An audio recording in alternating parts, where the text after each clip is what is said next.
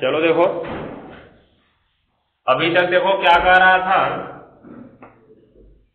जो इसके पिछले अभ्यास का सवाल था उसमें कुछ इस तरह से हमारा fx बराबर दे दिया गया, ठीक है, और पूछा कि x के किस मान पर यह फलन अधिकतम होगा। क्या अधिकतम होगा? फलन, ठीक है। अब क्या पूछेगा कि मान लो कोई आयत है, क्या है? आयत, उसके अधिकतम क्षेत्रफल के लिए उसकी भुजाएं क्या होंगी? उसके अधिकतम क्षेत्रफल के लिए उसकी भुजाएं क्या होंगी? कहने का मतलब तब उसमें हमको उसकी लंबाई और चौड़ाई खुद मानना होगा, उसके बाद क्षेत्रफल का सूत्र बनाना होगा। किसका सूत्र बनाना होगा? क्षेत्रफल का, हो जाएगा। और अब तक हम किसको उच्चिष्ट निम्निष्ठ दिखा रहे थे? फलन को ना, तो उस फलन की जगह बस ये क्षेत्रफल हो जाएगा, हो जाएगा। मतलब अब हम क्षेत्रफल को उच्चिष्ट निम्निष्ठ, उच्चिष्ट निम्निष्ठ का मतलब अधिकतम और न्यूनतम दिखाएंगे। किसको? फलन को, हो जाएगा ना। ये ध्यान देना, फलन को दिखाना है। अब जो यक्ष है वो किसका काम करेगा? भुजा का काम करेगा। वहां पे यक्ष एक चर पद था जिसकी मान के लिए फलन उच्चिष्ट होता था, यहाँ पे यक्ष एक भुजा होगी जिसके मान के लिए इस आयत का क्षेत्रफल उच्चिष्ट होगा, ठीक है ना। ये चीज को ध्यान देना। तो हमको इस तरह से करना है, और ये समीकरण भी हमारे पास अब नहीं होगा, हमारे पास क्वेश्चंस होंगे, उससे हमको पहले इक्वेशन बनाना है, उसके बाद तब अपना अवकलन करना शुरू करना है। तो 2-4 लाइन पिछले अभ्यास से पढ़ेगी यहाँ पे, ठीक है। तो शुरू करते हैं। पहला लिखो,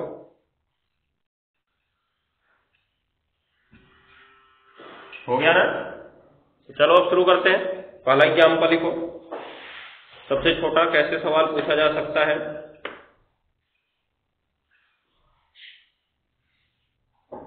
सौ को ऐसे 2 भागों में विभाजित कीजिए, 100 को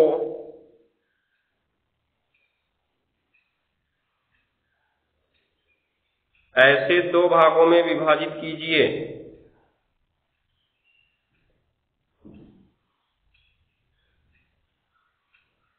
सौ को ऐसे 2 भागों में विभाजित कीजिए, हो गया। जिसका पहला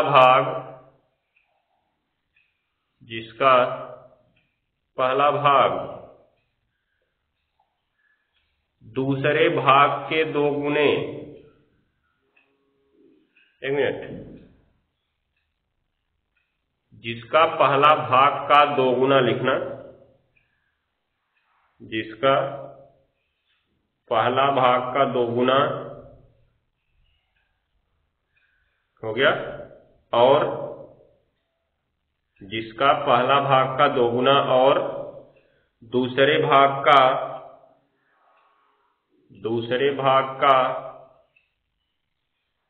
वर्ग का योगफल,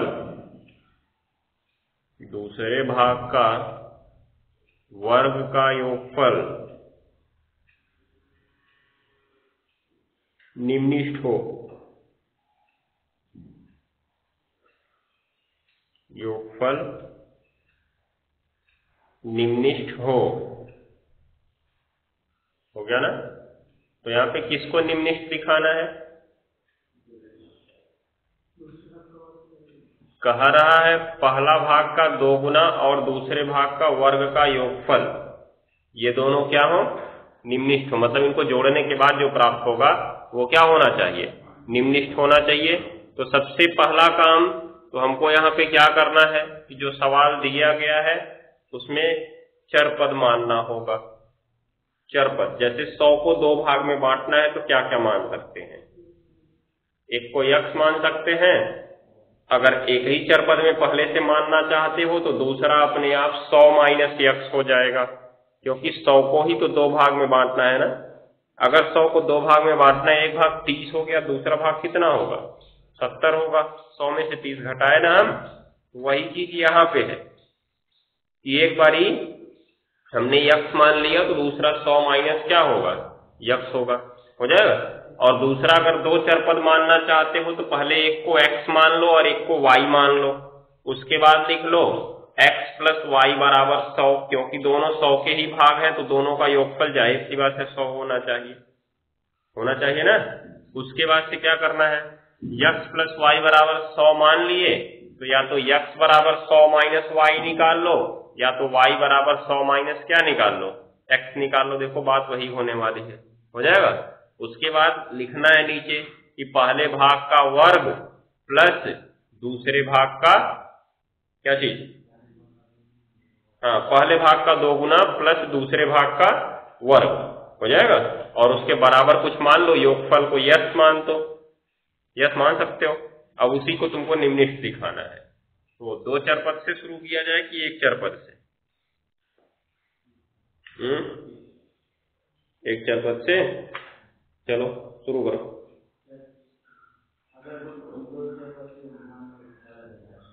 नहीं, बात वही होगी। इसके लिए तो आसान नहीं होने वाला, इसके लिए दोनों तरीका एक ही रूप से लगेगा, चाहे जैसे कर लो, बात एक ही होगी दोनों में। तो चलो देखते हैं अभी।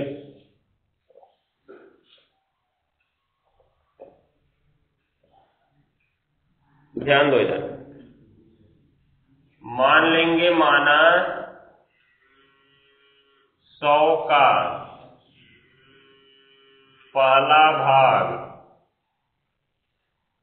बराबर x, इसलिए अपने आप समझ जाना है कि दूसरा भाग क्या होने वाला है, 100 माइनस क्या, x, हो गया ना, 1 चर पद से।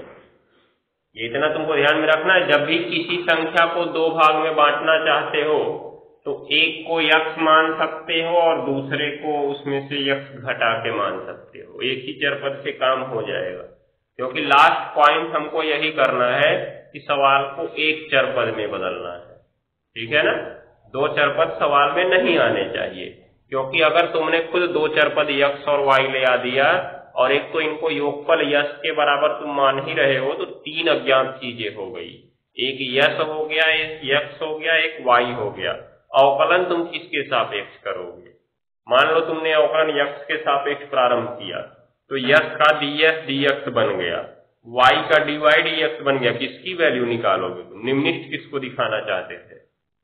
योगफल को निम्नलिखित दिखाना चाहते थे, मतलब यश को तुम निम्नलिखित दिखाना चाहते थे ना। तो dy dx की क्या जरूरत थी तुम्हें? जरूरत थी क्या? नहीं।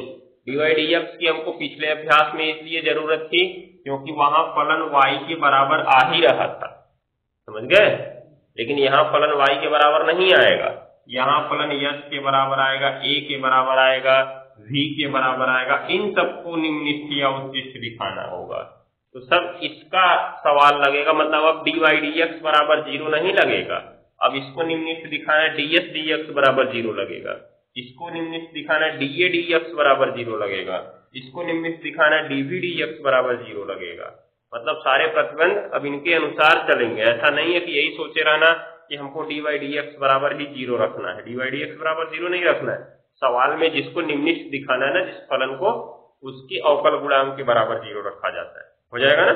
ये चीज को ध्यान में रखना। अभी नीचे लिखवा दे रहे हैं, तो कॉमन सवाल शुरू कर दिए तो बता देते हैं, तब उसके बाद नीचे कुछ नोट लिखवाते हैं इसमें।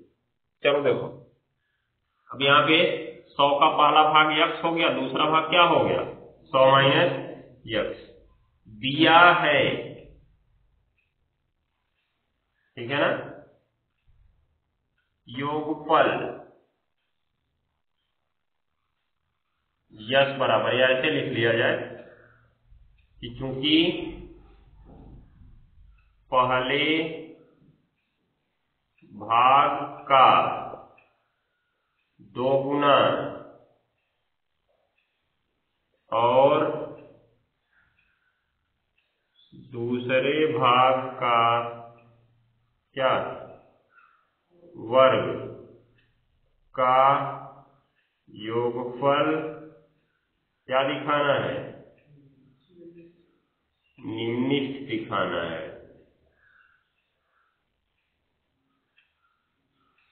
हो गया ना, ये चीज को ध्यान में रखना। तो इसलिए योगफल यश बराबर निकाल लो, ऐसे लिख लो पहले, पहला भाग का कितना गुना, 2 गुना, प्लस दूसरा भाग का वर्ग लिख दिए। तो यश बराबर पहला भाग क्या था, x का कितना गुना, 2 गुना, प्लस दूसरा भाग क्या है, 100 माइनस यक्स का स्क्वायर। देखो हमने सवाल को यहाँ थोड़ा सा बड़ा कर लिया, अभी थोड़ा सा और दिमाग लगाते, दूसरा भाग को अगर हम यक्स कर देते, पहला भाग को 100 माइनस यक्स कर देते, समझ गए, तब हमें वर्ग केवल किसका करना पड़ता, x का वर्ग करना पड़ता। समझ गए, आंसर में कोई बदलाव नहीं आता। ये 2x हो गया, यहाँ पे a माइनस बी का होल स्क्वायर लगाओगे, कर सकते हो, 100 का वर्ग प्लस x का वर्ग माइनस 2 गुणे 100 गुणे x हो गया ना। तो 2x प्लस कितना, 10,000 plus x square minus 200 x हो गया। यश बराबर, क्योंकि यश को क्या दिखाना है, योगफल यश को ही तो निम्नलिखित दिखाना है ना, दिखाना है, इसलिए इसके सापेक्ष अवकलन x के सापेक्ष, जिसको निम्नलिखित दिखाना है उसके सापेक्ष अवकलन नहीं कर सकते हो, क्योंकि अगर इसी के सापेक्ष करें तो पूरा काम ही उल्टा हो जाएगा। ठीक है ना, जैसे y को निम्नलिखित दिखाना होता था तो क्या हम y के सापेक्ष अवकलन करते थे, नहीं। क्या हो गया यहाँ पे, अब देखो ध्यान से, तो इधर हो जाएगा ds dx बराबर 2 बाहर ddx ऑफ यक्स और प्लस ddx ऑफ इसका 10,000 का प्लस ddx ऑफ किसका x स्क्वायर का माइनस 200 बाहर ddx ऑफ इसका x का, हो गया ना। अब इनका अवकलन किया जाए, फिर ds dx के बराबर 0 रखा जाए। देखो ds dx बराबर ये 2 गुणा 1 हो गया, प्लस इसका 0 हो गया, प्लस इसमें घात आगे आ गई, घात में से 1 घट गया, घटा ना, और फिर माइनस 200 गुणे x का अवकलन 1 हो गया, तो 2 प्लस 2x और माइनस कितना 200, फाइनली आ गया तुम्हारा ds dx बराबर 2x माइनस 198 हो गया ना। अब इसलिए या चूंकि इसके लिए जी उच्चिष्ठ या निम्नलिखित के लिए ds dx बराबर 0 क्या हो जाएगा, 2x माइनस 198 बराबर 0, 2x बराबर 2 से कितनी बार में कट जाएगा जी, कहीं हम लोग गलत कर रहे हैं क्या,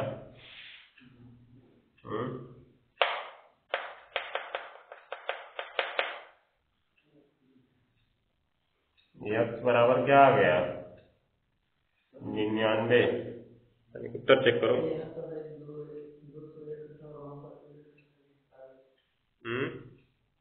यहाँ पे घट गया, यहाँ भी तो घटा दिया ना।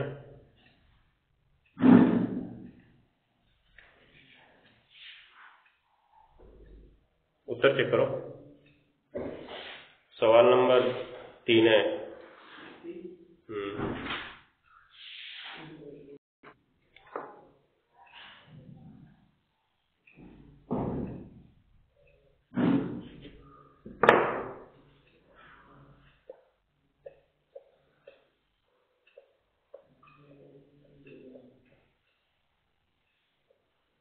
अभी देखो यक्स बराबर हमको 99 मिल चुका है ना, तो हम इसी पे नहीं कर सकते, मतलब यक्स बराबर 99 उत्तर हो गया, तो दूसरा भाग 100 माइनस यक्स बराबर 100 माइनस 99 बराबर 1 उत्तर आ जाएगा।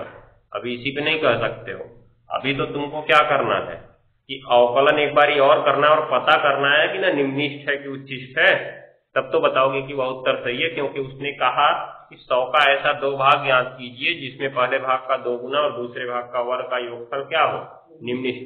ठीक है ना, तो ये तुमको काम करना है। अब देखो होगा क्या, देखो इसलिए इसको मान लो इक्वेशन नंबर 1। तो समीकरण 1 का पुनः अवकलन, ध्यान देना इधर, ddx ऑफ ds dx बराबर 2 बाहर ddx of x minus ddx of 198, 2 गुणे इसका 1 माइनस 0, फाइनली ये क्या आ गया, 2 आ गया ना। अब इसमें x की वैल्यू कुछ भी रख दो, d2s dx स्क्वायर, जब इसमें x है ही नहीं तो x की वैल्यू रखने का मतलब निकलेगा नहीं, केवल 2 ही आ गया ना। तो इसको लिखोगे जो क्या है, जो क्या है जी, धनात्मक है, इसलिए योगफल यस x बराबर 99 पर क्या होगा, निम्निष्ठ होगा। अतः पहला भाग x माने थे ना बराबर 99, दूसरा भाग 100 माइनस x बराबर 100 माइनस 99 बराबर कितना, 1 हो जाएगा ना। तो पहला भाग 99 और दूसरा भाग 1, यही हमारा उत्तर हो जाएगा ना। कहने का मतलब पहले x की वैल्यू निकालोगे तो आंसर वहीं से तुमको मिल जाएगा, लेकिन तुम्हें वहीं पे नहीं छोड़ना है, तुम्हें दूसरा अवकलन करना है, उसमें रख के जांच करना है कि जो सवाल कह रहा था उच्चिष्ट या निम्निष्ठ, क्या हमारी शर्त पूरी हो रही है, तब कहना कि हाँ निम्निष्ठ है, इसलिए पहला भाग इतना और दूसरा भाग इतना हो जाएगा ना। आंसर तो तुमको यहीं से मिल जाएगा। ठीक, नोट कर लो, नोट करो, फिर आगे कुछ नोट लिखवा दिया तब सवाल बताएंगे। अब नीचे की इंडिकेट पॉइंट लिख लो, इंडिकेट पॉइंट, यदि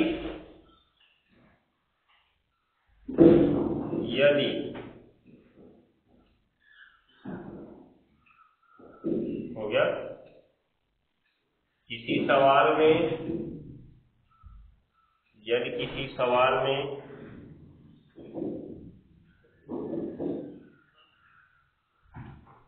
हो गया, फलन में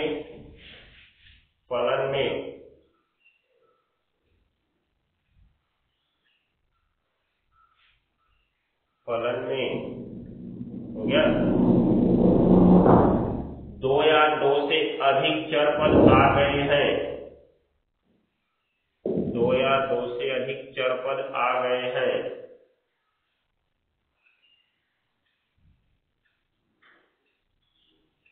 दो या 2 से अधिक चर पद आ गए हैं, तो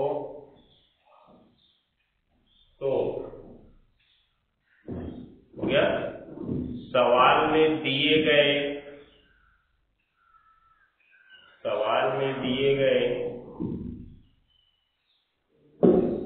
शर्तों और प्रतिबंधों का उपयोग करके, सवाल में दिए गए शर्तों और प्रतिबंधों का उपयोग करके, शर्तों और प्रतिबंधों का उपयोग करके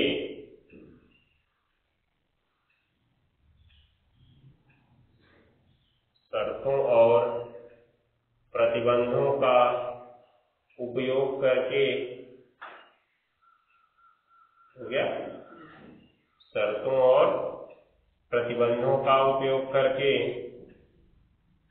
हो गया उस फलन को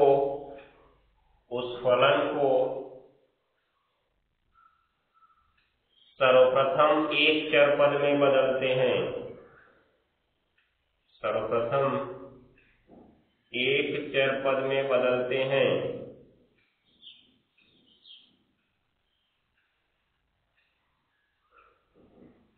सर्वप्रथम एक चर पद में बदलते हैं। हो गया। फिर फलन का उच्चिष्ट या निम्निष्ठ मान ज्ञात करते हैं। फिर फलन का उच्चिष्ट या निम्निष्ठ मान ज्ञात करते हैं।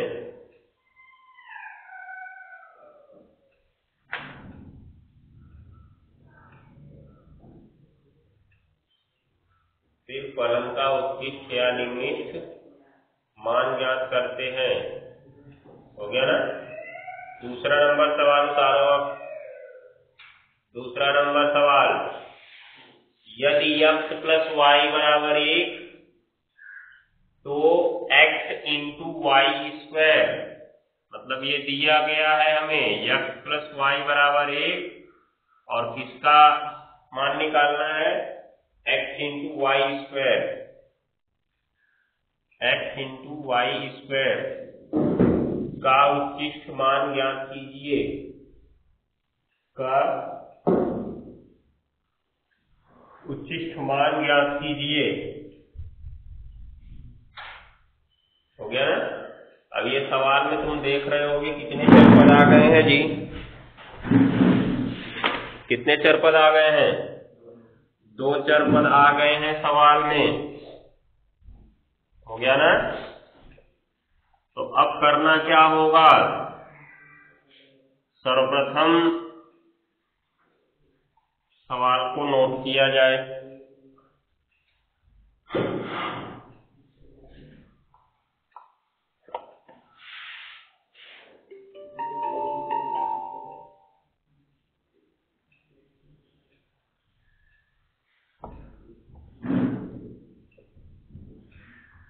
देखो ध्यान देना, इधर दिया है x प्लस वाई बराबर 1, ये दिया गया ना।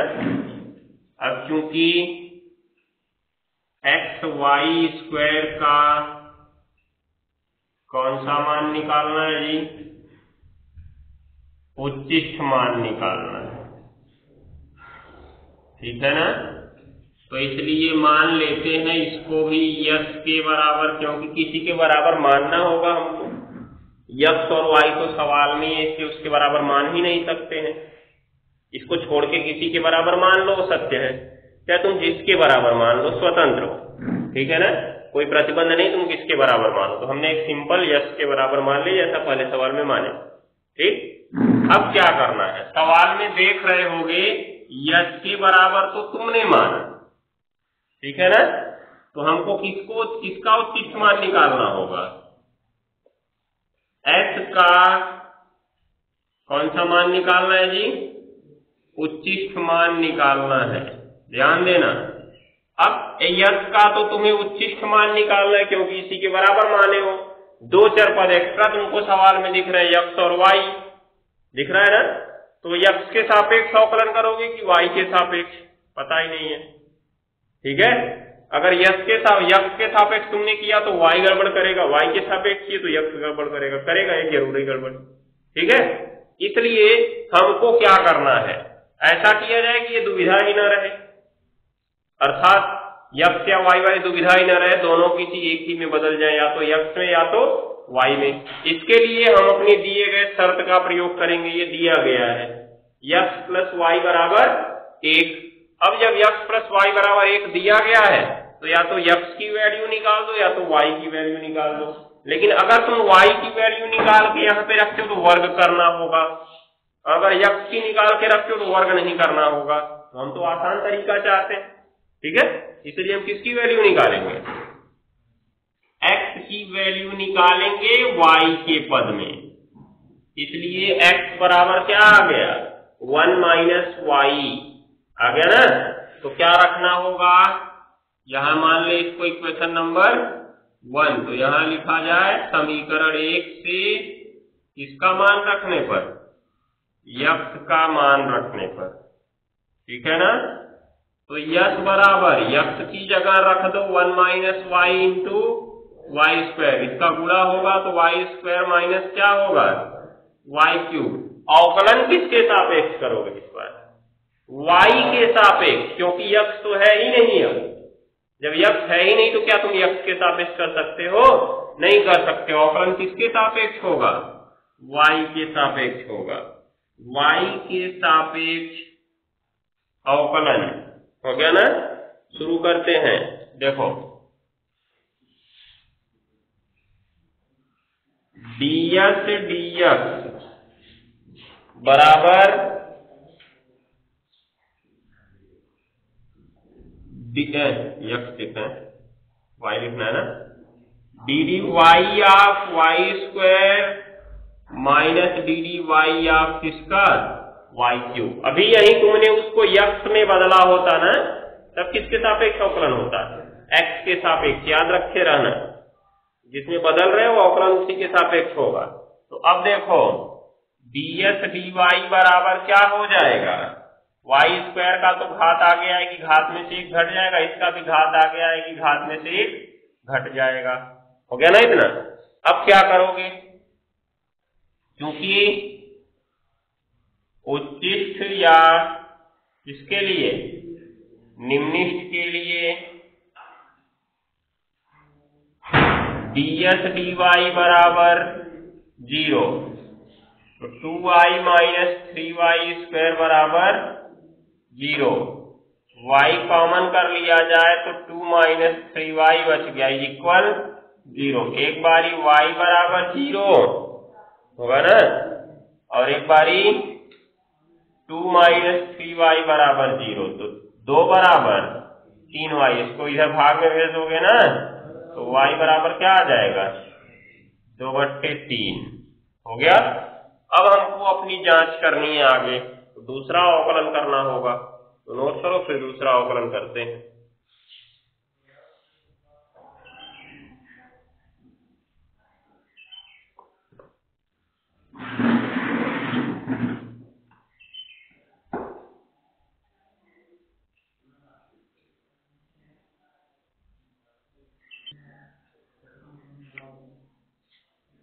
अब देखो एक काम करो, हमको यहाँ पे उच्चिष्ट मान निकालना है, ध्यान देना, ये नहीं पता करना है किस मान पर उच्चिष्ट है, उच्चिष्ट मान निकालना। तो जो y की वैल्यू पे हम उच्चिष्ट पता करेंगे ना, उसको इसमें रखना पड़ेगा, क्योंकि यही तो हमारा यश है ना, इसी का तो उच्चिष्ट मान बताना है।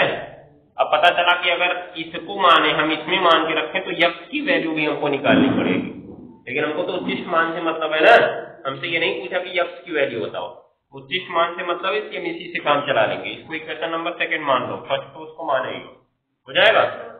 अब देखो क्या करना है, इतने के बाद अब हमको दूसरा अवकलन करना होगा।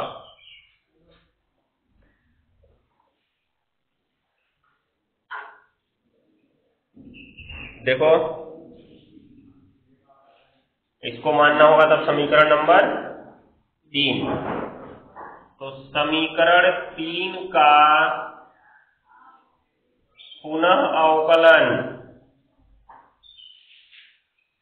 हो गया, तो d d y of ds dy बराबर 2 बाहर d d y of y minus 3 बाहर d d y of y square, तो 2 गुणा इसका 1 माइनस 3 गुणा घात आ गया है कि घात में से 1 घट जाएगा, तो 2 माइनस 3 दूनी 6, उसके बाद y हो गया ना, ये d2s dy स्क्वायर। अब इसमें एक बारी क्या रखा जाए, y बराबर 0 पर, तो 2 माइनस 6 गुणे 0 बराबर 2, जो क्या है धनात्मक है, इसलिए x बराबर 0 पर यश क्या होगा?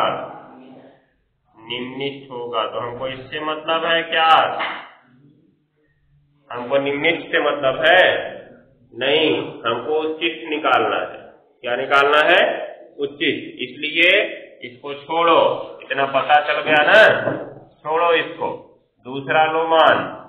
दूसरा मान क्या था? y बराबर 2/3। समीकरण नंबर 4। तो इसलिए y बराबर क्या रखने पर? 2/3 रखने पर। तो y बराबर 2/3 रखा जाए तो क्या होगा जी? 2 - 6 गुणे 2/3 कितना? 3। इसके बराबर आ रहा है ये d2s dy² के ना 3 दूनी 6 कट गया ना इधर। तो देखो क्या आ गया? 2 - 4 अर्थात कितना? -2 अर्थात d2s dy² क्या आ गया? ऋणात्मक आ गया ना, ऋणात्मक है। इसलिए आ जाओ, x बराबर 2/3 पर फलन उच्चिष्ट होगा। अब यही हमको मान निकालना है ना, उच्चिष्ट होगा। अतः y का मान है ना, यहां भी y बराबर रहेगा। अतः किसके लिए जी? उच्चिष्ट मान के लिए y बराबर 2/3 कहाँ रखने पर? समीकरण 1 में रखने पर यश बराबर y² - y³ दिख रहा है ना। y² माने तो 2/3 का क्या? स्क्वायर माइनस 2/3 का क्या? क्यूब। क्या हो जाएगा जी? 4/9 माइनस 8/27 लसा हो जाएगा 27। 4 तिहाई 12 और 27 का 27 ही रह गया। 12 - 8 4/, कितना? 27। यही इसका उच्चिष्ट मान हो जाएगा ना। तो इस तरह से काम करना है। सवाल में तुम 2 चर पद मानना चाहते हो मान लो, लेकिन उस 2 चर पद को पुनः एक चर पद में बदल लेना। समझ लो प्रतिस्थापन भी। कौन सी भी? प्रतिस्थापन। जैसे पिछले सवाल में हमने एक को 100 मान लिया, एक को x मान लिया, एक को 100 - x मान लिया। तुम एक को x और एक को क्या मान सकते थे? y मान सकते थे। तब लिखते कि चूंकि दोनों का योगफल x + y बराबर 100 लिख सकते थे ना। इसलिए x बराबर 100 - y या y बराबर 100 - x। फिर उसके बाद कहता कि एक भाग का 2 गुना प्लस दूसरे भाग का वर्ग, तो x गुणे 2 प्लस y का वर्ग करते तो 2x + y² आता ना। तो तुमको उसमें y² की या y की जगह मान रख देते 100 - x, या तो x की जगह मान रख देते 100 - y, हो जाता ना। इस तरह से सवाल तुम्हारा या तो x में बदल जाता या तो y में। फिर उसके बाद अवकलन करके पता कर लेते, हो जाएगा। कहने का मतलब 2 चर मानना चाहते हो मान लो, स्वतंत्र हो, लेकिन उसको बदलने वाला भी ध्यान में रखना कि कैसे बदले हम। हो जाएगा। चलो नोट कर लो। आगे की चीजें कल बताएंगे। अब इसमें लगा के आओ सवाल। अब इससे ज्यादा इसमें कुछ नहीं है। जो नहीं आएगा छोड़ देना, जो आएगा उसको लगा लेना। बाकी अभी कल और 2-3 एग्जाम्पल बताएंगे इसमें। ठीक।